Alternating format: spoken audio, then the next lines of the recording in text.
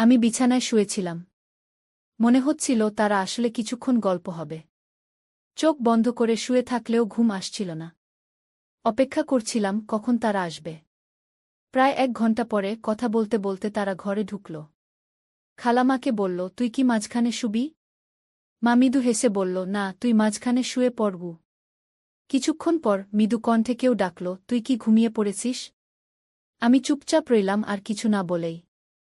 আজকের গল্পটা অনেক বেশি স্পেশাল, তাই কেউ মিস করো না। দয়া করে গল্পগুলো ভালো লাগলে ভিডিওটি লাইক, শেয়ার এবং চ্যানেলটি সাবস্ক্রাইব করো প্লিজ। আমার নাম কুনাল। বেশ কিছুদিন ধরে আমার খালার বাড়ি যাওয়ার সুযোগ হয়নি।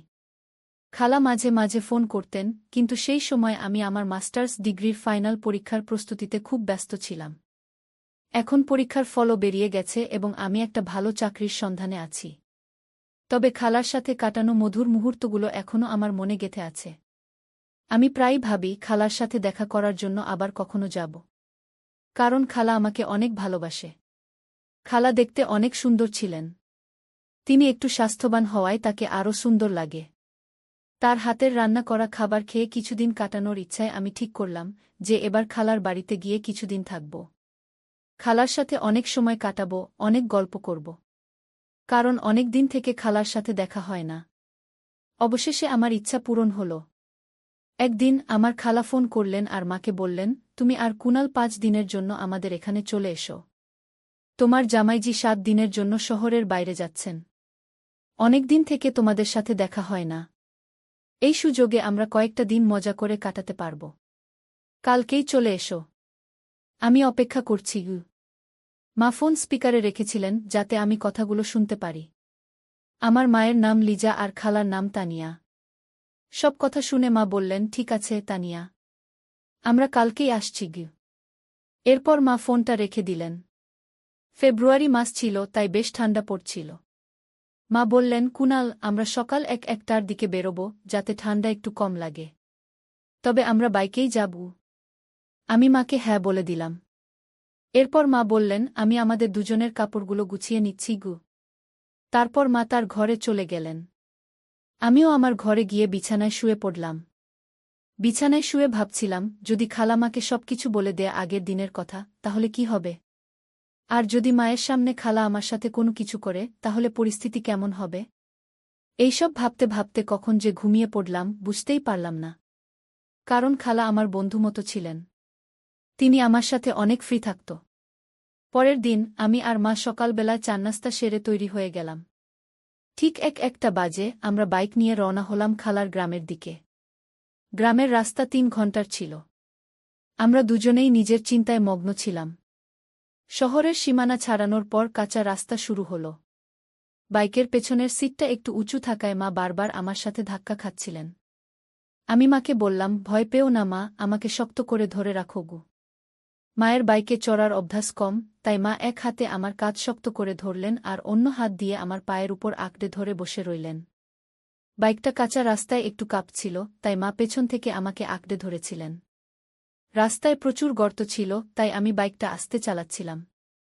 হঠাৎ একবার আমি একটি গর্ত এড়িয়ে চলার চেষ্টা করছিলাম। তখন বাইকের চাকা আরেকটি গর্তে পড়ে গেল। আমরা দুজনেই একটু উঁচুতে লাফ দিলাম। আমরা গাড়ি থেকে পড়ে গেলাম। মায়ের কোমরে আর পায়ে ব্যথা পেয়েছিল। এক মুহূর্তের মধ্যে এত কিছু ঘটল, আমরা বুঝতেই পারলাম না। মা বললেন, কি ভয়ঙ্কর রাস্তাগুলো! মানুষ বাইকে কেমন করে এই রাস্তায় যাতায়াত করে কে জানে। আমি মাকে বললাম, মা, বৃষ্টির কারণে রাস্তার এই অবস্থা। আর একটু ভালো রাস্তা পাবো। মা হেসে বললেন, ভালোই হলো। না হলে আমি ভেবেছিলাম তোর খালার বাড়ি পর্যন্ত এরকমই রাস্তা হবে। মনের মধ্যে কিছু প্রশ্ন ঘুরছিল, যেমন মা কি আসলেই সবকিছু বুঝেছেন? আর যদি বুঝেও থাকেন, তাহলে তিনি কেন হাত ছাড়লেন না, বরং আরও শক্ত করে ধরলেন? এসব ভাবতে ভাবতে আমরা গ্রামের কাছে পৌঁছে গেলাম।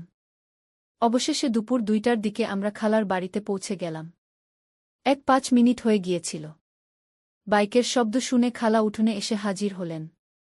আমাদের দেখে তার মুখে খুশির ঝিলিক ফুটল। তিনি তৎক্ষণাৎ মাকে জড়িয়ে ধরলেন। মাও তাকে শক্ত করে আলিঙ্গন করলেন। দুজনেই একে অপরের খবরাখবর নিতে ব্যস্ত হয়ে পড়লেন। অনেকদিন পর তাদের দেখা হল।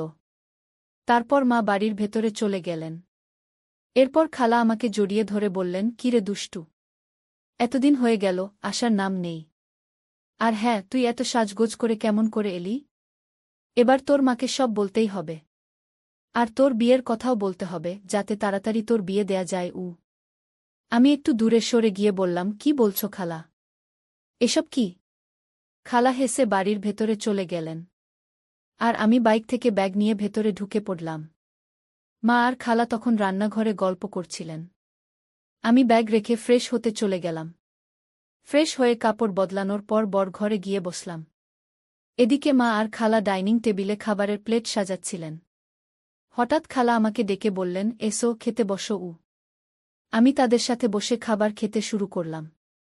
খাওয়ার সময় বিভিন্ন বিষয় নিয়ে কথা হচ্ছিল। সবার সঙ্গে মজা করতে করতে খাওয়া শেষ হল। তখন মা বললেন, তানিয়া, কি বলবো তোকে? রাস্তা এতটাই খারাপ ছিল যে বাইকে ধাক্কা খেতে খেতে আমার কোমর আর শরীর ব্যথা হয়ে গেছে। পুরো শরীরটাই যেন ব্যথায় ভরে গেছে। এখন তুই কিছু কর, আমি বেশ অসুস্থ হয়ে পড়ছি গু। একথা শুনে খালা বললেন, কোনো চিন্তা করিস না। কুনাল খুব ভালো মালিশ করে। একবার আমারও শরীর খুব ব্যথা করছিল, তখন ওই আমাকে মালিশ করেছিল। তারপর আমার পুরো শরীর একদম হালকা লাগছিল। এত কথা বলে খালা আমাকে চোখ মেরে বললেন, কুনাল, তোর মায়ের শরীরটা ব্যথা করছে, মালিশ করে দিস। পরে আরাম পাবে ঘি। আমি সম্মতি জানিয়ে ঘরে চলে গেলাম। কিন্তু মনে মনে একটা প্রশ্ন ঘুরতে লাগল, খালা কেন বললেন যে আমি ভালো মালিশ করি? সত্যিই কি তিনি মজা করেছিলেন? নাকি মায়ের সাথে আমার ঘনিষ্ঠতা বাড়াতে কিছু একটা পরিকল্পনা করছেন? খালার এই আচরণের পেছনে কি উদ্দেশ্য ছিল, তা ভেবে আমার মধ্যে অস্থিরতা বাড়ছিল। খালা আর মা তখন রান্নাঘরে পরিষ্কার করছিলেন। আর আমি দূর থেকে তাদের দিকে নজর রাখছিলাম। তাদের দেখতে এবং তাদের দুজনের সৌন্দর্য একই রকম মনে হচ্ছিল। তারা ধীরে ধীরে কথা বলছিলেন। তবে আমি ঠিকভাবে কিছু শুনতে পারছিলাম না।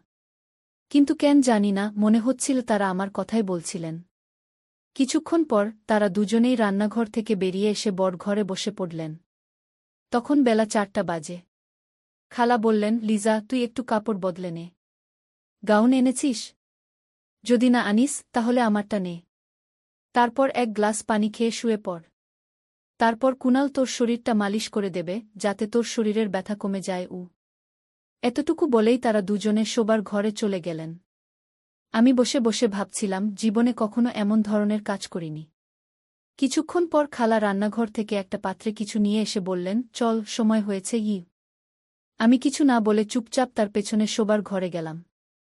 সেখানে গিয়ে দেখি মা বিছানায় শুয়ে আছেন। মায়ের পা এবং শরীরে প্রচণ্ড ব্যথা ছিল, কারণ তিনি গাড়ি করে আসার সময় পড়ে গিয়েছিলেন। মাকে দেখে মনোযোগ দিয়ে তাকিয়ে রইলাম। হঠাৎ খেয়াল করলাম খালা আমার পাশে দাঁড়িয়ে আছেন। খালা হেসে বললেন, কি দেখছিস কুনাল? আগে কখনো কি তোর মাকে দেখিস? তোর মাকে একটু তেল দিয়ে মালিশ কর, তার অনেক কষ্ট হচ্ছে। মায়ের ব্যথা লাঘব করার জন্য আমি বিছানার পাশে বসে একটু চিন্তায় পড়ে গেলাম। তখন খালা ছোট্ট একটা পাত্রে তেল এনে আমার হাতে দিলেন এবং বললেন, শুরু কর, পা থেকে শুরু কর। আমি আস্তে আস্তে মায়ের পায়ে তেল লাগাতে শুরু করলাম। খালা পাশে বসে মনোযোগ দিয়ে আমার কাজ দেখছিলেন। যদিও আমি প্রথমে একটু সংকোচ বোধ করছিলাম, তবুও ধীরে ধীরে কাজটা চালিয়ে গেলাম। কারণ মাকে সুস্থ করতে হবে। আমার মনের ভেতর শুধু একটাই চিন্তা ছিল, মাকে সুস্থ করতে হবে। মা মুখটা একটু ঘুরিয়ে নিলেন। এরপর খালা একটু দূরে শুয়ে মাকে জিজ্ঞেস করলেন, কেমন লাগছে লিজা? মা বললেন, এখন কিছুটা ভালো লাগছে। তানিয়া, তুই থাকায় আজ একটু ভিন্ন কিছু করলাম। তুই অনেক কিছু জানিস। খালা তখন মায়ের মাথায় হালকা চাপ দিয়ে বললেন, এত বাচ্চা সুলভ কথা বলছিস কেন? কুনাল তো পাশে রয়েছে। সে কি ভাববে? মা একটু লজ্জা পেয়ে হাসলেন এবং বললেন, আর তানিয়া, আর কথা বাড়াস না। না হলে পুরো ব্যাপারটা নাটকের মতো হয়ে যাবে। এরপর মা আমাকে বললেন, কুনাল, বেশ আরাম হচ্ছে। তাই আর বেশি মালিশ করা লাগবে না। শরীরটা এখন বেশ ভালো লাগছে। মনে হচ্ছে ব্যথা কিছুটা কমে গেছে।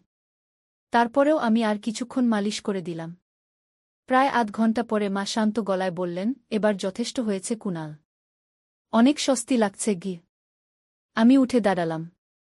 তখন মায়ের পাশে দাঁড়িয়েছিলাম। মা হঠাৎ পাশ ফিরে পড়লেন। তখন খালা এসে বললেন, আরে লিজা, এখনও তো অর্ধেক মালিশ বাকি আছে গিউ। মা একটু লজ্জা পেয়ে বললেন, থাক তানিয়া, কুণালের সামনে এটা করতে একটু অস্বস্তি লাগছে গিউ। মালিশ শেষ হওয়ার পর মা বেশ ভালো বোধ করতে লাগলেন। আমরা সবাই বাইরে এসে একটু বিশ্রাম নিলাম।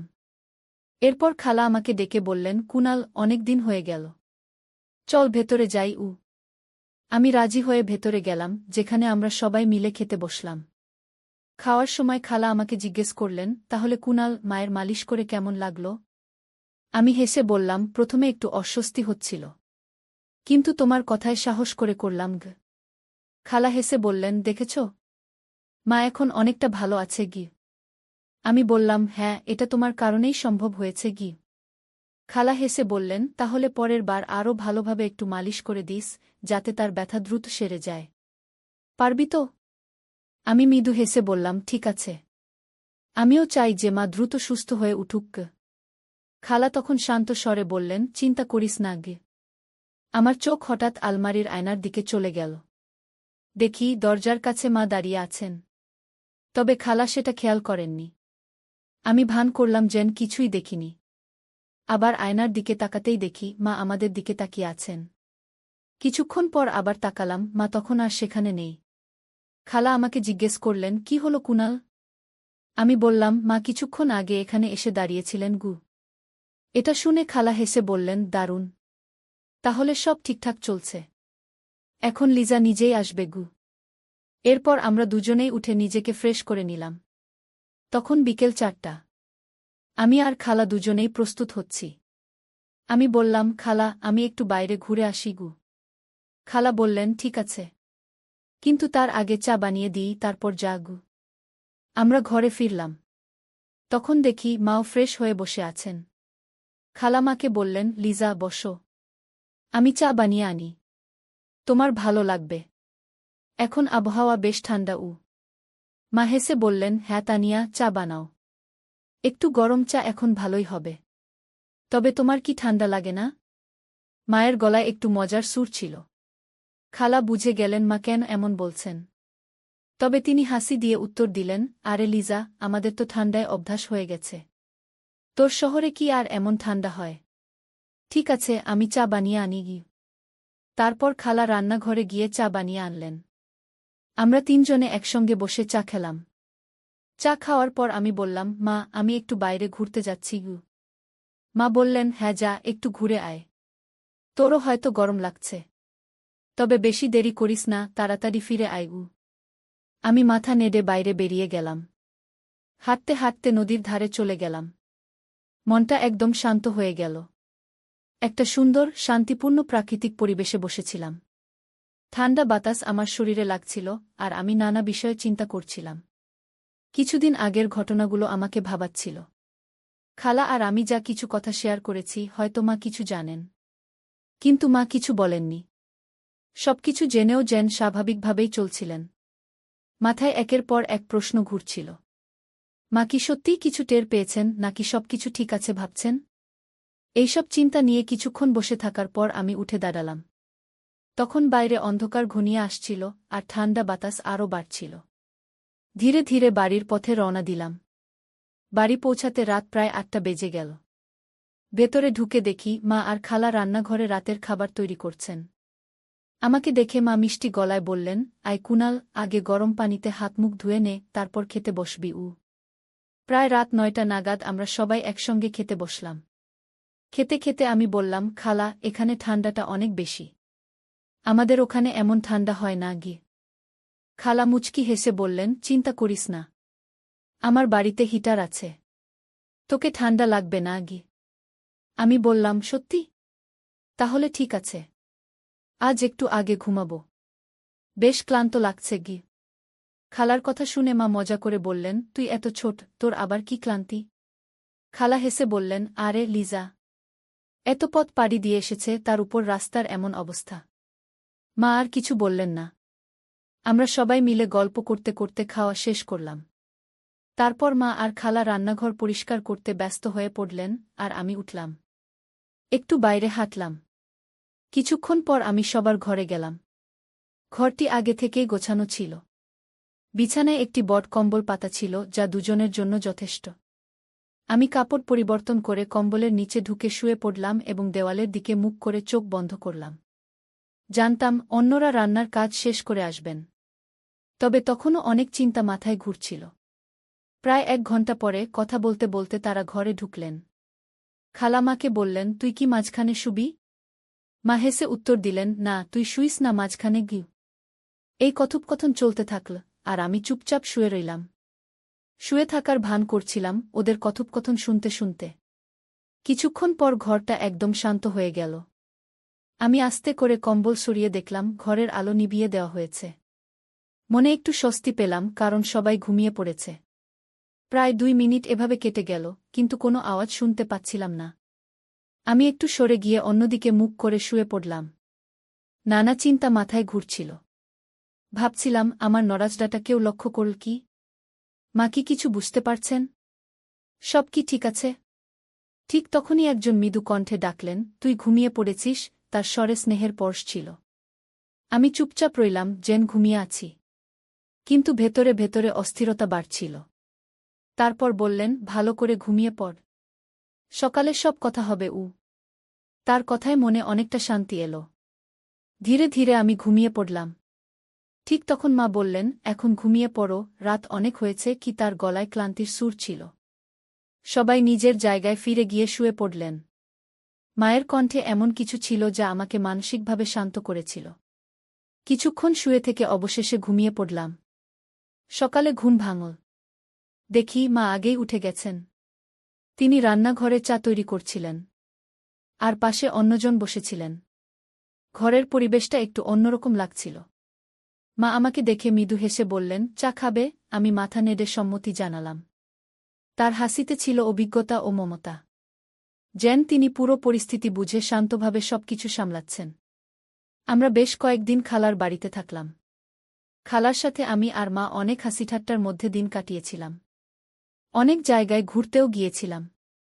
কিছুক্ষণ পরে মা খালার দিকে তাকিয়ে বললেন, আচ্ছা তানিয়া, আমাদের এখন চলে যাওয়া উচিত। অনেক কাজ বাকি আছে বাড়িতে। মা আর আমি যখন খালার বাড়ি থেকে বের হচ্ছিলাম, খালা হেসে বললেন, ঠিক আছে, তোমরা যাও। আমার স্বামীরও আসার সময় হয়েছে। বিদায়ের মুহূর্তে পুরো পরিবেশটা হালকা হয়ে গেল। আমি অনুভব করলাম মা কিছু না বলেও সবকিছু সুন্দরভাবে সামলে নিয়েছেন। মা আমার দিকে তাকিয়ে শান্ত স্বরে বললেন, কুনাল, জীবনের সবকিছুর একটা সীমা থাকে। আর সঠিক ভুলের পার্থক্য করা গুরুত্বপূর্ণ। কি তার কথাগুলো আমার মনে গভীরভাবে প্রভাব ফেল। সেই মুহূর্তে আমি সিদ্ধান্ত নিলাম, জীবনের প্রতি আমার দৃষ্টিভঙ্গি পরিবর্তন করব এবং নতুনভাবে জীবন শুরু করব। মায়ের ধৈর্যশীল ও শান্ত আচরণ আমাকে এমন এক শিক্ষা দিল যা অন্যভাবে উপলব্ধি করা সম্ভব ছিল না। খালার বাড়ি থেকে বিদায় নিয়ে আমি মনে মনে প্রতিজ্ঞা করলাম যে আমার চিন্তাভাবনা ও কাজকে সঠিক পথে পরিচালিত করব। মায়ের স্নেহ, তার মনের গভীরতা এবং তার বলিষ্ঠ চিন্তাশক্তি আমাকে জীবনের নতুন দিশা দেখিয়েছে। আমি এখন ভবিষ্যতের দিকে আরও আত্মবিশ্বাস ও আশার সঙ্গে এগিয়ে যেতে প্রস্তুত।